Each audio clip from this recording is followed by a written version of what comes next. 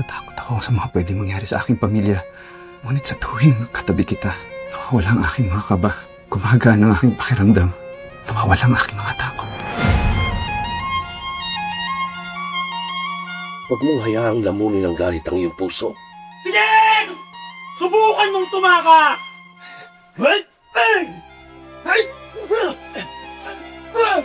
Tama na! Simula ngayon, ikaw nang bahala sa iyong kailangan sa iyong mga kapatid. Sige, Ama. Sabihin mo sa kanila na mahal ko sila. At huwag silang mag-alala.